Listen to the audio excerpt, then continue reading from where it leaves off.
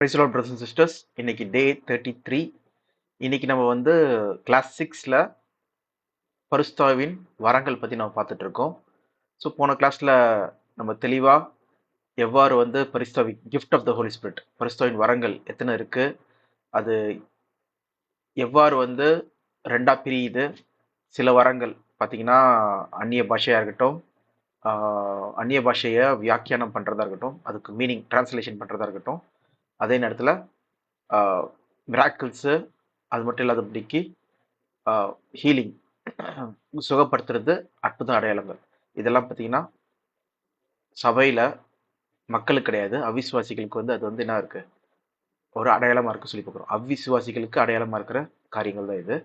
சபைக்கு விசுவாசிகளுக்கு பக்தி விருத்திக்கு ஏதுவான காரியங்கள் சொல்லி பார்த்தீங்கன்னா அது வந்து ஞானம், அறிவு, அது மட்டும் இல்லாதபடிக்கு விசுவாசம், அப்புறம் இன்னொன்று வந்து தீர்க்க தரிசனம் சொல்கிற இந்த நான்கு வரங்கள் சொல்லி பார்க்குறோம். ரெண்டுத்துலேயும் நடுவில் இருக்கிறது வந்து பார்த்தீங்கன்னா ஆவிகளை பகுத்தறியது சொல்கிறது வந்து பார்த்தீங்கன்னா ரெண்டுத்துக்கு நடுவில் இருக்கிற ஒரு காரியமாக இருக்குது சொல்லி பார்க்குறோம். ஸோ தேவன் இவ்விதமாய் தேவன் வந்து வரங்களே வந்து ரெண்டாக பிரித்து கொடுக்குறாரு. ஒன்று வந்து சுவிசேஷத்தின் வேலைகளுக்காக, இன்னொன்று வந்து சபையின் பக்தி விருத்திக்காக சொல்லி நம்ம எங்கே பார்த்தோம்னா எபேசியர் 4ஆம் அதிகாரத்தில் அது வந்து நம்ம பார்த்தோம். அதே போல் இந்த வரங்கள் வந்து 1 கொரிந்தியர் 12ஆம் அதிகாரம் அதில் வந்து நம்ம மொத்தம் 9 வரங்கள் கொடுக்கப்பட்டது சொல்லி பார்க்குறோம். ஓகே, அதோட முடியாதபடிக்கு இப்போ சில பேருக்கு நிறைய டவுட்ஸ் இருக்கலாம். அப்போ அந்நிய பாஷை சபையில் பேசுகிறாங்களே, அப்போ அது வந்து சபைக்கு தானே கொடுக்கப்பட்டது, விசுவாசிகளுக்கு தானே கொடுக்கப்பட்டது சொல்லி கேட்கலாம். ஆனால் நம்ம தெளிவாக என்ன பார்த்தோம், அப்போஸ்தலர் 1 கொரிந்தியர் 14ஆம் அதிகாரம் 22ஆம் வசனத்தில் அந்நிய பாஷையானது விசுவாசிகளை அடையாளமாய் இல்லாமல் அவிசுவாசிகளுக்கு அடையாளமாய் இருக்கிறது. ஆனால் தீர்க்க தரிசனமோ அவிசுவாசிகளுக்கு அடையாளமாக இல்லாமல் விசுவாசிகளுக்கு அடையாளமாக இருக்கிறது. ஓகே, அப்போ என்ன சொல்ல வர்றாருன்னா பவுல் வந்து அந்நிய பாஷை அவிசுவாசிகளுக்கு கொடுக்கப்பட்டது, தீர்க்க தரிசனம் விசுவாசிகளுக்கு கொடுக்கப்பட்டது. அந்நிய பாஷை சுவிசேஷத்துக்காக கொடுக்கப்பட்டது, தீர்க்க தரிசனம் பக்தி விருத்திக்காக கொடுக்கப்பட்டது. ஸோ அதனால தான் வந்து பார்த்தீங்கன்னா அந்நிய பாஷை வந்து பேசும்போது அநேக பேர் என்ன பண்ணுறாங்க, இது நம்மளோட ஜென்ம பாஷையில் பேசுகிறாங்களே அல்லவா சொல்லி யார் வந்து பார்த்தாங்க சொல்லி பார்த்தீங்கன்னா அங்கே எருசலேமில் கூடி வந்து அநேக யூதர்கள் என்ன பண்ணாங்க, இவங்க வந்து நம்ம நாட்டில் இருக்கிற மொழியை வந்து பேசுகிறாங்களே, இவங்க கலிலேயர்கள் அல்லவா, எப்படி இது பேசுகிறாங்கன்னு சொல்லி ஆச்சரியப்பட்டு அவங்க தேவனோட வார்த்தைக்கு, பேதுரு பேசின வார்த்தைக்கு லிசன் பண்ணி 3000 பேர்கிட்ட என்ன பண்ணாங்க, ரட்சிக்கப்பட்டாங்க சொல்லி பார்க்குறோம். ஓகே, ரட்சிக்கப்பட்டாங்க சொல்லும்போது ஞானசனம் பெற்றார்கள் இயேசு கிறிஸ்து நாமத்தினால. ஸோ இதுதான் நம்ம வந்து ஓவராலாக போன கிளாஸில் பார்த்துருந்தோம். இந்த கிளாஸில் நம்ம ஸ்பெசிஃபிக்காக பார்க்க போகிறது என்னதுன்னா முக்கியமான விஷயங்கள், அப்போஸ்தலர்கள் யார். ஓகே, ஏன்னா வந்து இந்த அந்நிய பாஷை வந்து பார்த்தீங்கன்னா அப்போஸ்தலர்கள் கிட்ட இருந்து தான் வந்து கொடுக்கப்பட்டது.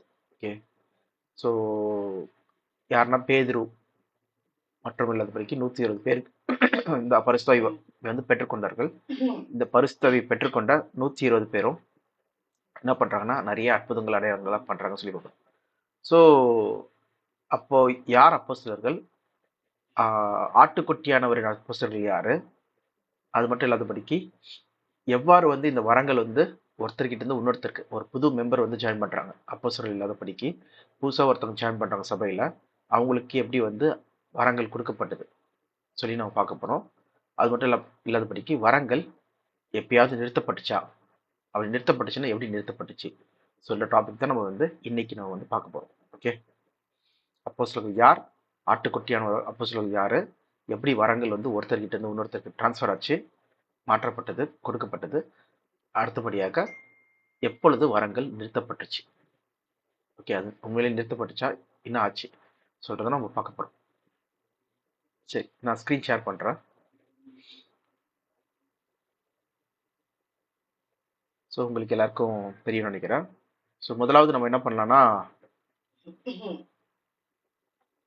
இந்த திருப்பி ஒரு வாட்டி அந்த வரங்கள் வந்து எத்தனை வரங்கள் இருக்கு மட்டும் படிச்சுட்டு நம்ம நெக்ஸ்ட் போகலாம். 1 கொரிந்தியர் 12ஆம் அதிகாரம்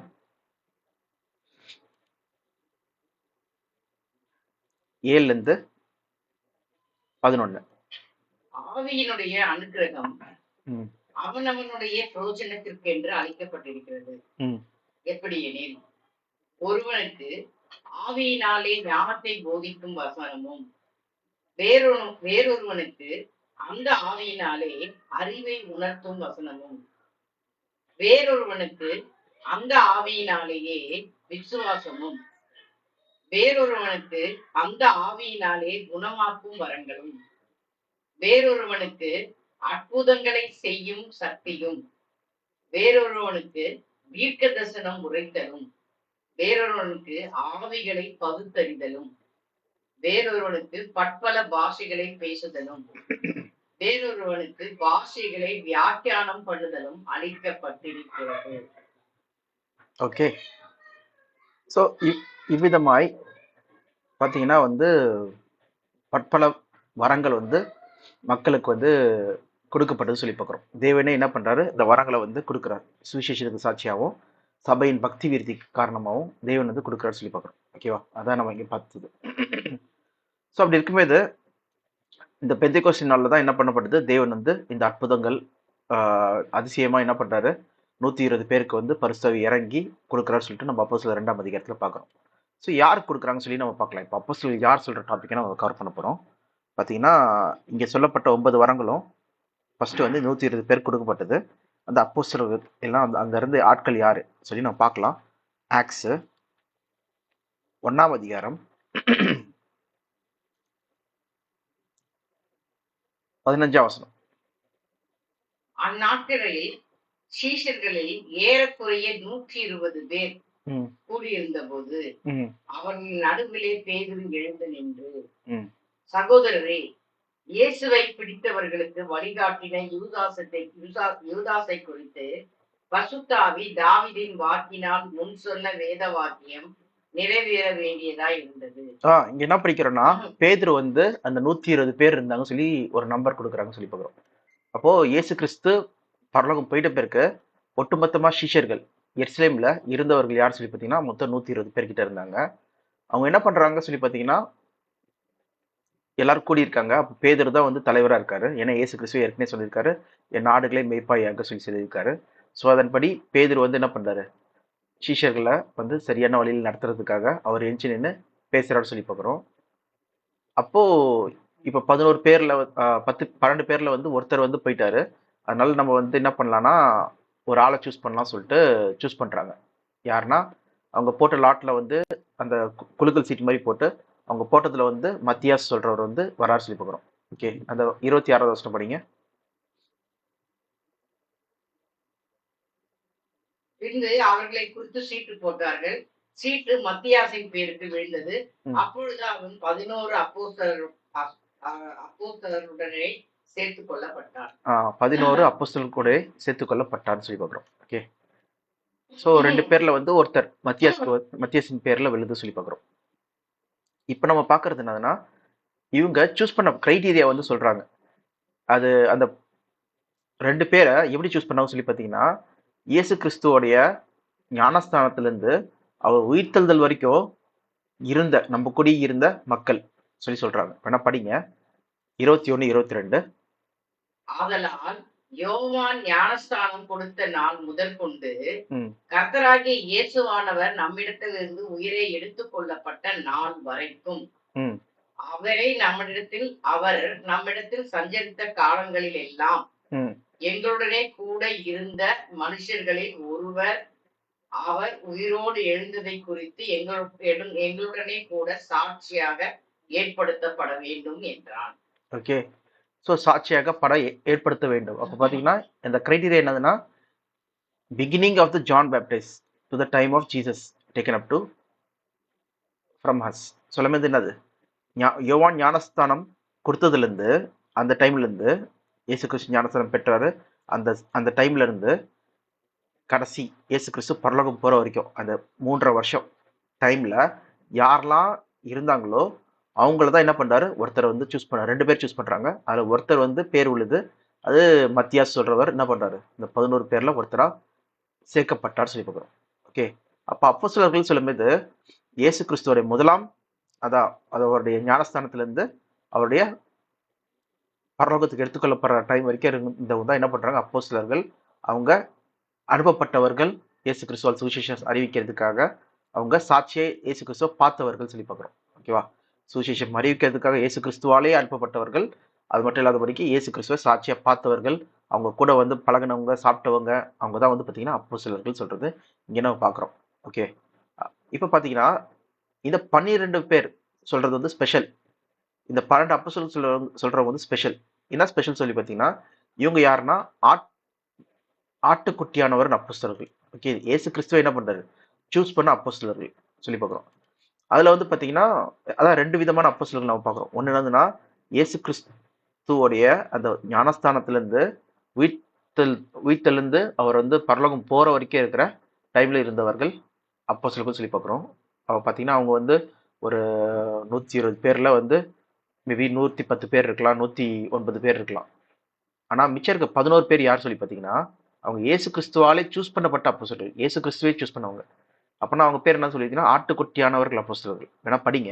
வெளிப்படுத்தல் 21:14. ரெவலேஷன்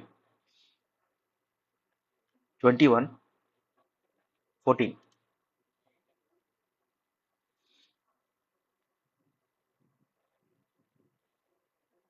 நகரத்தின் மதிலுக்கு 12 அஸ்திவார கற்கள் இருந்தன. ம். அவைகளின் மேல் ஆட்டுக்குட்டியானவருடைய 12 அப்போஸ்தலரின் 12 நாமங்களும் பதிந்திருந்தன. 12 நாமங்களும் பதிந்திருந்தன சொல்லி பார்க்குறோம். இது ஆட்டுக்குட்டியான ஒரு அப்போஸ்தலர். இது இயேசு கிறிஸ்து கூட இது நம்ம வெளிப்படுத்தல நம்ம படிக்கிறோம். இயேசு கிறிஸ்துவே வந்து மத்தேயுல சொல்லியிருக்காரு. வேணா படிக்கலாம். படிங்க. மத்தேயு 19:28. மேத்யூ 19:28.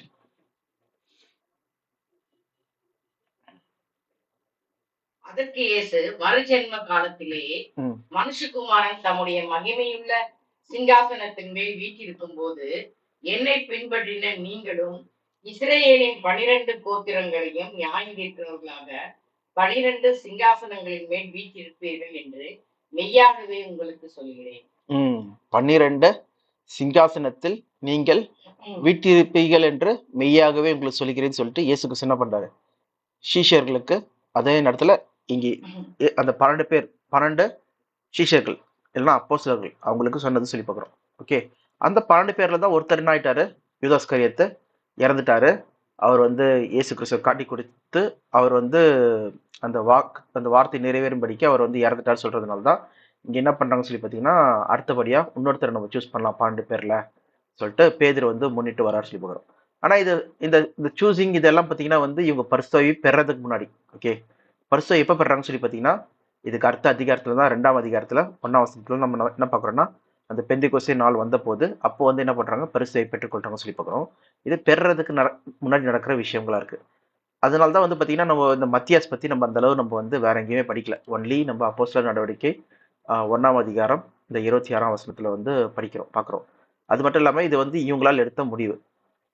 யார் இந்த பேதுரு மற்றும் அங்க இருந்த 120 பேரால எடுக்கப்பட்ட ஒரு முடிவா இருக்கு சொல்லி பார்க்குறோம். ஓகேவா? அப்ப பாத்தீங்கன்னா இயேசு கிறிஸ்து டைரக்டா சூஸ் பண்ண ஒரு அப்போஸ்தலர் யாரு? டைரக்டாவே இவன் நான் தெரிந்து கொள்ளப்பட்ட பாத்திரம். ஓகே, எனக்காக எவ்வளவு பாடுபட வேண்டியும் சொல்லிட்டு இயேசு கிறிஸ்து டைரக்டா சூஸ் பண்ணப்பட்ட ஆள் யாரு சொல்லி பார்த்தீங்கன்னா, அப்போஸ்தலர் பவுல். அது கூட நம்ம பார்க்கலாம். ஆக்ட்ஸ் 10ஆம் அதிகாரம் நினைக்கிறேன். ஒரு நிமிஷம். 10ல 9ஆம் அதிகாரம். 9ஆம் அதிகாரம்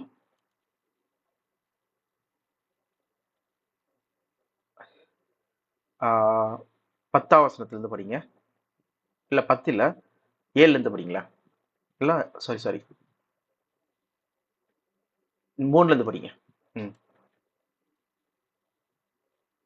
அவன் பிரயாணமாய் போய் தமஸ்குக்கு சமீபித்த போது சடுதியிலே வானத்திலிருந்து ஒரு ஒளி அவனை சுற்றி பிரகாசித்தது. அவன் தரையிலே விழுந்தான். அப்பொழுது சவுலே சவுலே, நீ என்னை ஏன் துன்பப்படுத்துகிறாய் என்று தன்னுடனே சொல்லுகிற ஒரு சத்தத்தை கேட்டான். அதற்கு அவன், ஆண்டவரே நீர் யார் என்றான். அதற்கு கர்த்தர், நீ துன்பப்படுத்துகிற இயேசு நானே, முள்ளில் உதைக்கிறது உனக்கு கடினமாம் என்றார். அவன் நடுங்கி திகைத்து, ஆண்டவரே நான் என்ன செய்ய சித்தமாயிருக்கிறேன் என்றான். அதற்கு கர்த்தர், நீ எழுந்து பட்டணத்துக்குள்ளே போ, நீ செய்ய வேண்டியது அங்கே உனக்கு சொல்லப்படும் என்றார்.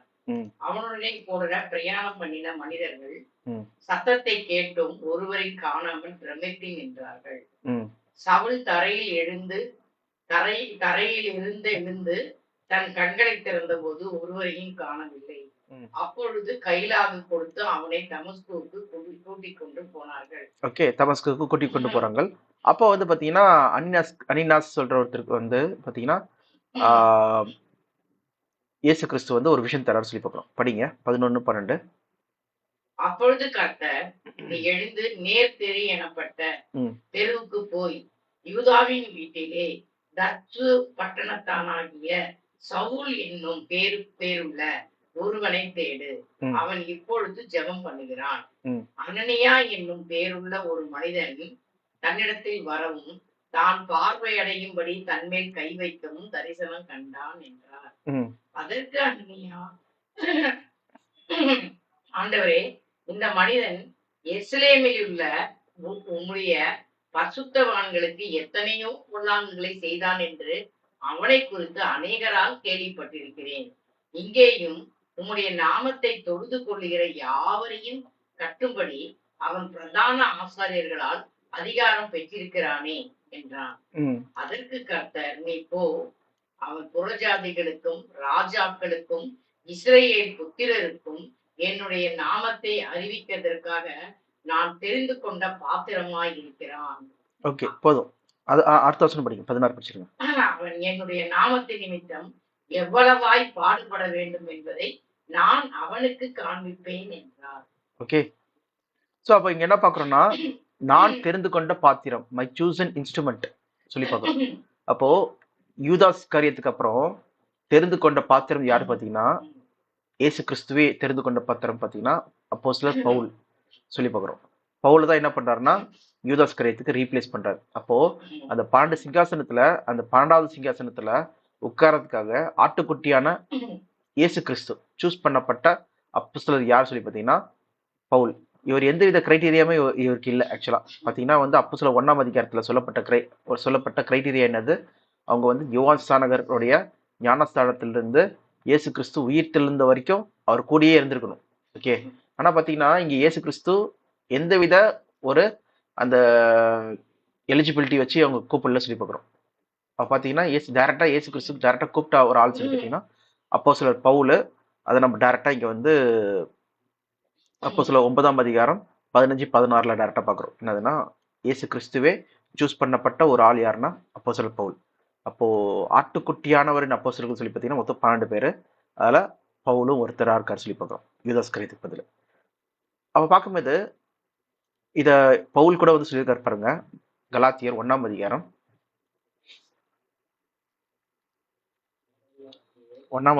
1ஆம் வசனம்.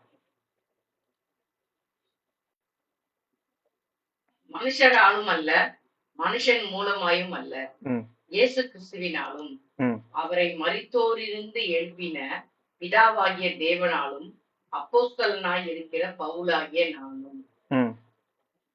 பாத்தீங்கன்னா அப்போஸ்தலராகிய பவுலாகிய நானும் சொல்லி பாக்குறாங்க.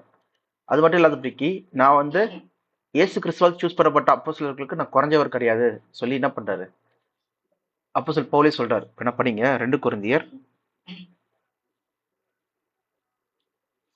12ஆம் அதிகாரம்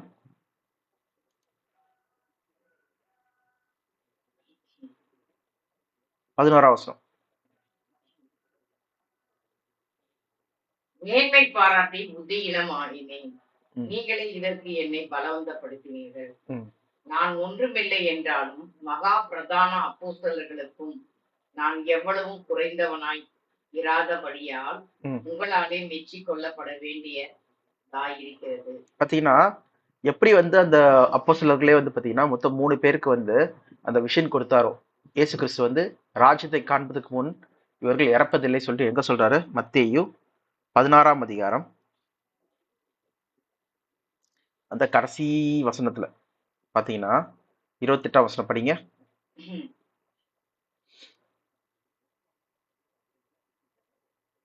இங்கே நிற்கிறவர்களில் சிலர் மனுஷகுமாரன் தம்முடைய ராஜ்யத்தில் வருவதை காணும் முன் மரணத்தை ருசி பார்ப்பதில்லை என்று மெய்யாகவே உங்களுக்கு சொல்கிறேன்.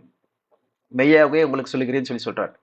அதே போல அடுத்த அதிகாரத்துல பாத்தீங்கன்னா இவங்க மரணத்தை இயேசு கிறிஸ்து ராஜ்யத்தில் வரதுக்கு முன்னாடி மறிப்பதில்லை சொல்லி சொல்லும்போது, அப்போ இன்னமும் வந்து அப்போ சொல்லி வாதிட்டு இருக்காங்கன்னு சொல்லி பாத்தீங்கன்னா கிடையாது.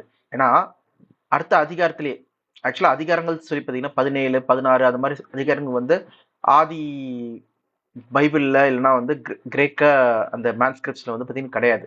இதெல்லாம் நம்மளுடைய நம்ம ஈஸியா வந்து புத்தகங்களை எடுக்கிறதுக்காக தான் 1, 2, 3 எல்லாம் அதிகாரங்கள்லாம் கொடுக்கப்பட்டு சொல்லி பார்க்குறோம். அப்படி பார்க்கும்போது அடுத்த வசனத்திலே நம்ம என்ன பார்க்குறோம் சொல்லி பார்த்தீங்கன்னா, முதலாம் வசனம் படிங்க.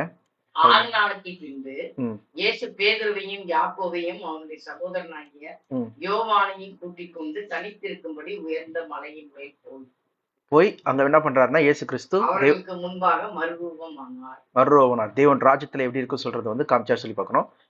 இது வந்து ஒரு விஷன் சொல்லி பார்க்கிறோம். 9ஆம் வசனம் படிங்க. 9. அவர்கள் மலையிலிருந்து இறங்குகிற போது இயேசு அவர்களை நோக்கி, மனுஷகுமாரன் மரித்தோரிலிருந்து எழுந்திருக்கும் வரைக்கும் இந்த தரிசனத்தை ஒருவருக்கும் சொல்ல வேண்டாம் என்று கட்டளையிட்டார். ஒருவருக்கும் நீங்க சொல்லக்கூடாது சொல்லிட்டு இந்த தரிசனத்தை சொல்லாதீங்க சொல்லி சொல்றாங்க. அதே போல பேதுருவும் பார்த்தீங்கன்னா அவர் உயிர்த்தெழுந்த பிறகு தான் அவர் வந்து என்ன பண்றாரு, 2 பேதுரு 1ஆம் அதிகாரத்துல வந்து எழுதுறாரு. நாங்க மறுரூப மலையில நாங்க பார்த்தோமே, தேவனுடைய குரல் நாங்க இன்னும் கூட பேசினார். ஆக்சுவலா என்னதுன்னா, இவரே நேசகுமாரன், இவரில் நான் பிரியமா இருக்கிறேன்னு சொல்லிட்டு இவர் சொல் பேச்சை கேளுங்க சொல்லி நாங்க குரலை கூட நாங்க கேட்டோமே சொல்லிட்டு பேதுரு எழுதியிருக்காரு சொல்லி பார்க்குறோம். 2 பேதுரு 1ஆம் அதிகாரத்துல. ஸோ இப்போ பார்த்தீங்கன்னா இந்த விஷயம் வந்து ராஜ்யத்தின் அந்த தரிசனத்தை வந்து பேதுரு, யோவான், யாக்கோபு இவங்களுக்கு சொல்லியிருக்காரு. பவுல் என்ன சொல்றாருன்னா, எனக்கும் இந்த விஷயம் கொடுத்துருக்காரு. பாத்தீங்கன்னா 12ஆம் அதிகாரம் 2 கொரிந்தியர் 12ஆம் அதிகாரம் 1ஆம் வசனம் 2ஆம் வசனம் படிங்க.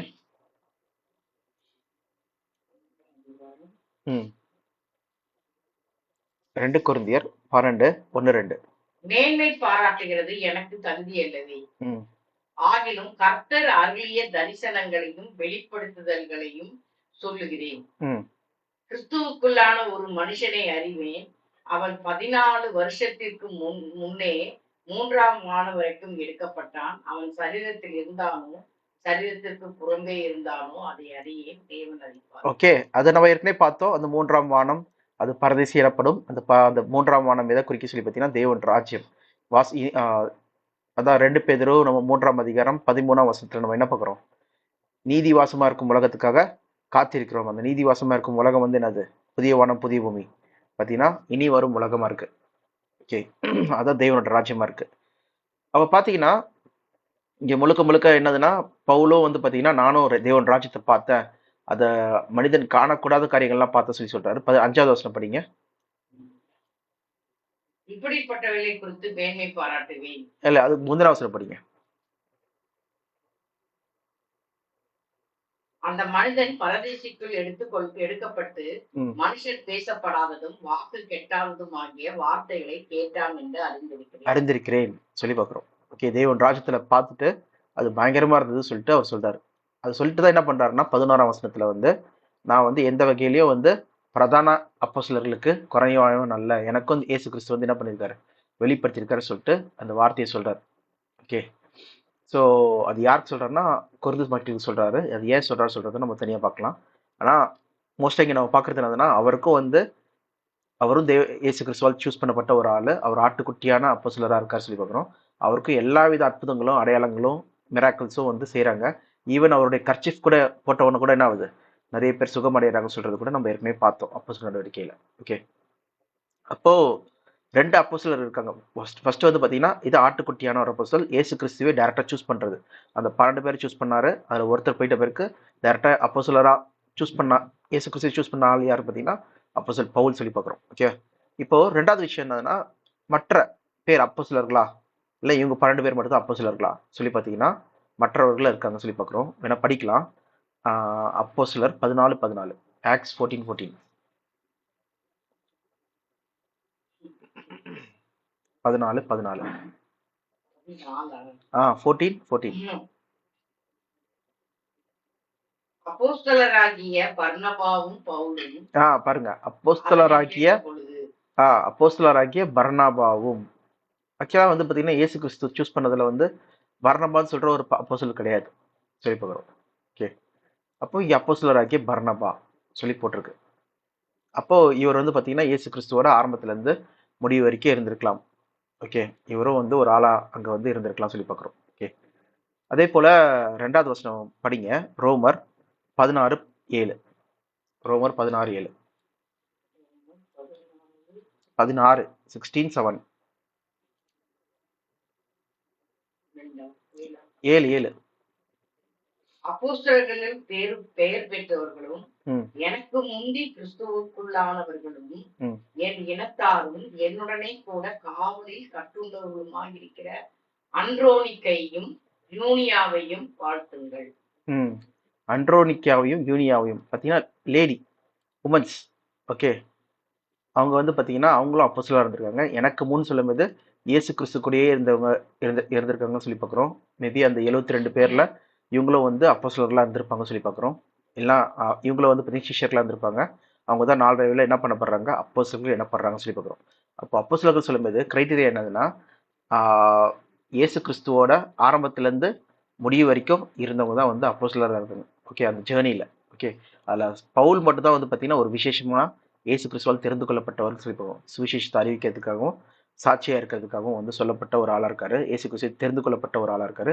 இயேசு கிறிஸ்துவை தன்னை வந்து வெளிப்படுத்தினார். ஏன்னா இவர் வந்து மனுஷங்களால் போதிக்க போல, தேவனே என்ன பண்ணாரா இவருக்கு போதிச்சார் சொல்லி சொல்றாங்க. எப்படி இயேசு கிறிஸ்து டைரக்டா வந்து சீஷர்களுக்கு போதிச்சாரோ அந்த அப்போஸ்தலர்களுக்கு, அதே போல இயேசு கிறிஸ்துவை போதிச்சார் சொல்லி பார்க்கிறோம். வேணா படிக்கலாம். கலாத்தியர் 1ஆம் அதிகாரம் 11ஆம் வசனம். 11, 12. மேலும் சகோதரரே, என்னால் பிரசங்கிக்கப்பட்ட சுவிசேஷம் மனுஷருடைய யோசனையின்படி ஆனது அல்லவென்று உங்களுக்கு தெரிவிக்கிறேன். நான் அதை ஒரு மனுஷனால் பெற்றதும் இல்லை, மனுஷனால் கற்றதும் இல்லை. இயேசு கிறிஸ்துவே அதை எனக்கு வெளிப்படுத்தினார். இயேசு கிறிஸ்துவே எனக்கு அதை வெளிப்படுத்தினார். எவ்வாறு இயேசு கிறிஸ்து இந்த சீஷர்களுக்கு வெளிப்படுத்தினாரோ அவர் வசனங்களை, அது எல்லாத்தையுமே வந்து யாரும் எனக்கு ப்ரீச் பண்ணல, டைரக்டா இயேசு கிறிஸ்துவே எனக்கு ப்ரீச் பண்ண சொல்லி கொடுத்தாரு சொல்லி சொல்றாரு. அதே போலதான் எப்படி சீஷர்கள் இருந்தாங்களோ அதே போலதான் அப்போஸ்தலர் பவுலே என்ன பண்ணாரு, இயேசு கிறிஸ்துவை டீச் பண்றாரு சொல்லி போறோம். அதுவும் வந்து செப்பரேட் ஸ்டூடெண்டா. அப்ப பாத்தீங்கன்னா இது ரொம்ப ஆச்சரியமா இருக்கு பாத்தீங்களா. இயேசு கிறிஸ்துவை தெரிந்து கொள்ளப்பட்ட ஆட்டுக்குட்டியான அப்போஸ்தலர் சொல்லி பார்த்தீங்கன்னா அப்போஸ்தலர் பவுல் அவருக்கு வந்து எல்லா வித வல்லமையும் கொடுத்திருக்காரு. ஓகே, அந்த பயங்கரமான பிரதான அப்போஸ்தலர் அந்த 12 பேருக்கு எப்படி இருக்கோ அதே போல என்ன இருக்கு, வல்லமைகள் எல்லாமே கொடுத்திருக்கா சொல்லி பார்க்குறோம். 12 சிங்காசனத்துல யார் உட்கார்றா, இந்த அப்போஸ்தலர் பவுலும் பார்த்தீங்கன்னா உட்கார்றாரு. அதே போல மற்ற அப்போஸ்தலர்களும் இருக்காங்க. அவங்க வந்து பார்த்தீங்கன்னா வேற அப்போஸ்தலர்கள், அவங்களும் பார்த்தீங்கன்னா இயேசு கிறிஸ்துவோடைய அந்த ஞானஸ்தானத்துல இருந்து என்ன பண்றாங்க, கடைசி வரைக்கும் அவர் உயிர்த்தெழுந்து பரலோகத்துக்கு போற வரைக்கும் இருந்தவர்கள் சொல்லி பார்க்குறோம். இவங்க தான் அப்போஸ்தலர்கள். இந்த 12 பேர் சொல்றதை வந்து நம்ம இந்த வசனம் வேணா படிக்கலாம். சாரி, 12 பேர்ல 72 பேர் கிட்ட இருக்காங்க. லூக்கா 10ஆம் அதிகாரம் 1ஆம் வசனம். லூக்கு 10:1. 10:1. இவைகளுக்கு பின்பு கர்த்தர் வேறே 70 பேரை நியமித்து தாம் போகும் சகல பட்டணங்களுக்கும் இடங்களுக்கும் அவர்களை தமக்கு முன்னே 2 பேராக அனுப்பினார். 2 பேராக 70 இல்ல 72 பேரை கிட்ட என்ன பண்றாருன்னா இயேசு கிறிஸ்து அனுப்புறாரு சொல்லி பார்க்குறோம். சில பைபிள்ல பார்த்தீங்கன்னா 72 இருக்கு, சில இதுல வந்து 70 இருக்கு. ஸோ 2 பேரா என்ன பண்றாருன்னா இயேசு கிறிஸ்து பட்டண தூரம் அனுப்புறாரு. ஸோ தட் இயேசு கிறிஸ்து வந்து அங்க போயிட்டு ஒரு ஹார்வெஸ்ட் பண்றதுக்கோ இல்லைன்னா வந்து பேசுறதுக்கோ என்ன பண்றாரு, ராஜ்யத்தின் சுவிசேஷத்தை அறிவிக்கிறதுக்கும் முன்னாடியே ப்ரிப்பரேஷன் ஒர்க் மாதிரி வந்து பண்றதுக்காக இந்த சீஷர்களை அனுப்புறாரு சொல்லி பார்க்குறோம். ஓகே, அவங்க பார்த்தீங்கன்னா இவங்கெல்லாம் 72 பேர்கிட்ட இருந்திருக்காங்க இயேசு கிறிஸ்து கூட சீஷர்களாம். ஓகே, அப்படிதான் வந்து பார்த்தீங்கன்னா 120 பேர்கிட்ட அந்த மேல் வீட்டில் வந்து அந்த பெந்தைக்கோஸ்து நாளில் வந்து தேவனுடைய ஆவியினால் பெற்று அபிஷேகம் பெற்றவர்கள் சொல்லி பார்க்குறோம். அப்புறம் அதில் பேதுரு வந்து அந்நிய பாஷை பேதுரு எழுந்து என்ன பண்ணுறாருன்னா அங்கே இருக்க மக்களுக்கு வந்து சாட்சியாக வந்து அறிவிக்கிறார் சொல்லி பார்க்குறோம். ஸோ இதுதான் அப்போஸ்தலர்கள். அப்போ பார்த்தீங்கன்னா 2 விதமான அப்போஸ்தலர்கள். ஒருத்தங்க யாருன்னா ஆட்டுக்குட்டியானவர் அப்போஸ்தலர்கள். இன்னொருத்தங்க யார் சொல்லி பார்த்தீங்கன்னா இன்னொருத்தங்க யாரு, இயேசு கிறிஸ்துவோட ஞானஸ்தானத்திலிருந்து அவருடைய உயிர்த்தெழுதல் வரைக்கும், உயிர்த்தெழுந்து அது பரலோகம் போற வரைக்கும் இருந்தவங்க எல்லாம் அப்போஸ்தலர்கள் சொல்லி பார்க்குறோம். அப்படி பார்க்கும்போது இப்ப இருக்கவங்கள அப்போஸ்தலர்களா, இப்ப இருக்கவங்க அப்போஸ்தலர் வைக்க முடியுமா பேர்ல? சொல்லி பார்த்தீங்கன்னா இப்போ இருக்கவங்க என்ன பண்ணலாம்னா போதகராக இருக்கலாம், இவாஞ்சலிஸ்டாக இருக்கலாம், மற்றபடி டீச்சர்ஸாக இருக்கலாம். ஏன்னா அதுதான் நம்ம வந்து எங்கே படிக்கிறோம்னா எபேசியர் 4ஆம் அதிகாரம் 4ஆம் அதிகாரம் இதில் 10ஆம் வசனம் படிங்க, இல்லை 11ஆம் வசனம் படிங்க, 11, 12. மேலும் நாம் அனைவரும் தேவனுடைய குமாரனை பற்றும் விசுவாசத்திலும் அறிவிலும் ஒருமைப்பட்டவர்களாகி கிறிஸ்துவனுடைய நிறைவான வளர்ச்சியின் அளவுக்கு தக்க பூரண புருஷராகும் வரைக்கும் பரிசுத்தவான்கள் சீர்பொருந்தும் பொருட்டு சுவிசேஷ ஊழியத்தின் வேலைக்காகவும் கிறிஸ்துவின் சரீரமாகிய சபையானது பக்தி விருத்தி அடைவதற்காகவும் அவர் சிலரை அப்போஸ்தலராகவும் சிலரை தீர்க்கதரிசிகளாகவும் சிலரை சுவிசேஷகராகவும் சிலரை மேய்ப்பராகவும் போதகராகவும் ஏற்படுத்தினார். ஓகே, சிலரை இந்த தேவன் வந்து இந்த மாதிரி ஏற்படுத்துறாரு சொல்லி பார்க்குறோம். பார்த்தீங்கன்னா ஏற்கனவே அப்போஸ்தலர்கள் வந்து அங்கே நம்ம பார்த்தோம், இயேசு கிறிஸ்து டைம்ல இருந்த அப்போஸ்தலர்கள். ஓகே, இயேசு கிறிஸ்துவோடைய முதலாம் வருகை சொல்றது காட்டிலும் ஞானஸ்தானத்திலேருந்து அவரோட உயிர்த்தெழுதல் வரைக்கும், உயிர்த்தெழுந்து பரலோகம் போகிற வரைக்கும் இருக்கவங்க அப்போஸ்தலர்கள் இருக்காங்க. அப்புறம் ஆட்டுக்குட்டியான அப்போஸ்தலர் இருக்காங்க. சிலர் அவங்க அந்த மாதிரி அப்போஸ்தலர் இருக்காங்க சொல்லி பார்க்குறோம். மற்றபடி தீர்க்கதரிசிகள், இவாஞ்சலிஸ்ட், ஓகே, இவாஞ்சலிஸ்ட் சொல்லும்போது சுவிசேஷகர்கள், போதகர்கள், அப்புறம் வேதத்தை சொல்லித்தரவங்க சொல்லி பார்க்குறோம். ஸோ இந்த மாதிரி தான் தேவன் வந்து என்ன பண்ணுறாரு, பக்தி விருத்திக்காகவும் சுவிசேஷத்துக்காகவும் தேவன் வந்து இந்த மாதிரி ஏற்படுத்துறாரு சொல்லி பார்க்குறோம். ரெண்டு பிரிவாக வந்து தேவன் வந்து சுவிசேஷத்துக்காக சில பேர் வந்து பக்தி விருத்திக்கு, சபையின் பக்தி விருத்திக்காக ஏற்படுத்துறாரு சொல்லி பார்க்குறோம். ஓகே, ரெண்டா அதான் நம்ம இங்கே படிக்கிறது.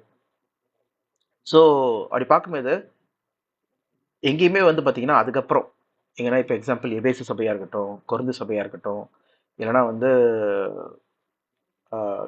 கலாச்சி சபையாக இருக்கட்டும், அங்கெல்லாம் வந்து பார்த்தீங்கன்னா அப்போஸ்தலர்களே கிடையாது.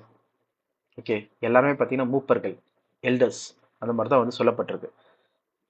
அப்போஸ்தலர்கள் சொல்லும்போது வந்து இயேசு கிறிஸ்து கூடயே வாழ்ந்தவங்க, இயேசு கிறிஸ்துவால் கற்று தேர்ந்தவர்கள் சொல்லி பார்க்குறோம். இயேசு கிறிஸ்துவே வந்து டைரெக்டாக கற்றுக் கொடுத்தவர்கள் சொல்லி பார்க்குறோம். இவங்க தான் அப்போஸ்தலர்கள் சொல்லி பார்க்குறோம். ஓகேவா, இந்த 3.5 வருஷம் கூட இருந்தவங்க, இயேசு கிறிஸ்து கூட இருந்தவங்க. அப்போ பார்த்தீங்கன்னா அதுக்கப்புறம் யாராவது இருக்காங்களா, இயேசு கிறிஸ்து போயிட்ட பிறகு யாராவது அப்போலாம் சேர முடியாது சொல்லி பார்த்தீங்கன்னா ஒரே ஒருத்தர் மட்டும் தான். அவரும் யாரு, அப்போஸ்தலர் பவுல். அவரும் பார்த்தீங்கன்னா இயேசு கிறிஸ்துவே தான் எனக்கு கற்றுந்தார் சொல்லிட்டு தான் நம்ம என்ன படித்தோம், கலாத்தியர் 1ஆம் அதிகாரத்தில் படித்தோம். இயேசு கிறிஸ்து எனக்கு வெளிப்படுத்தினாரு, இயேசு கிறிஸ்து எனக்கு கற்றுந்தாரு, நான் இந்த சுவிசேஷத்தை வந்து யாரும் மனுஷனாலும் நான் கேட்கல, டேரக்டாக இயேசு கிறிஸ்துவே எனக்கு கற்றுந்தாரு சொல்லி சொல்றாரு. ஓகேவா, அவ பார்க்கும்போது இவங்க மட்டும் தான் வந்து அப்போஸ்தலரா இருக்க முடியும். இப்போ வந்து அப்போஸ்தலர்கள் சொல்லும்போது கண்டிப்பாக வந்து அவங்க உண்மையான அப்போஸ்தலர்கள் கிடையாது. அப்போஸ்தலருக்கான அர்த்தமே என்னதுன்னு சொல்லி பார்த்தீங்கன்னா அனுப்பப்பட்டவர்கள். வேணா அந்த வசனம் கூட பார்க்கலாம். எதுனா